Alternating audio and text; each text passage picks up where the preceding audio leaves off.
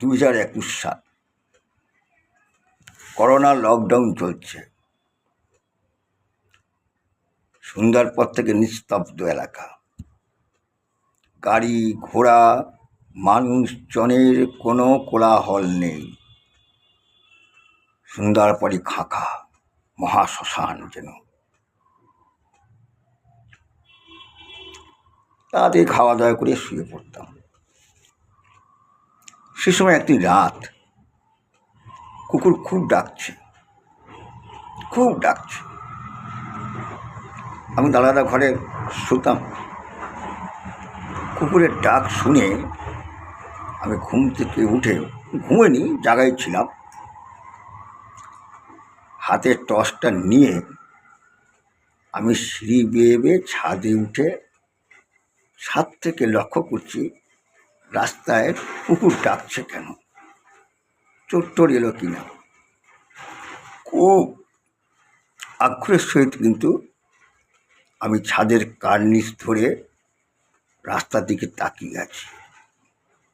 Electric light চলছে, লোকজন নেই, ফাঁকা নিস্তব্ধ রাস্তা, নিশ্চন, চারিদিকে একটা শুনশান ব্যাপার। কি ভয়ঙ্কর রাত্রি মনে হচ্ছে। আমি তাকিয়ে আছি রাস্তার দিকে, কুকুর দেখা যাচ্ছে না, কুকুর চিৎকার শোনা যাচ্ছে। আমি টর্চখানা হাতে নিয়ে দাঁড়িয়ে আছি, ওয়াচ করছি, কোন চোর এলো বোধ হয়। চোর তো নয়, তখন রাত বোধ হয় 1টা-1:30 হবে, একটু বেশি। হঠাৎ দেখছি একটা ছায়ামূর্তি আমার বাড়ির সামনে যে মেন রোড, সেই রোড ধরে এগিয়ে আসছে। আমি চুপচাপ দেখছি ছায়ামূর্তিটাকে। যখন ছায়ামূর্তিটা আস্তে আস্তে সামনের দিকে এগিয়ে আসছে, আমি কার্নিশের কাছে আড়াল হয়ে দেখার চেষ্টা করছি ছায়ামূর্তিটা কিসের। দেখলাম একটা মানুষের রূপ, আপাত মস্তক, কাদা দিয়ে ঢাকা, যেন মাটির মূর্তি।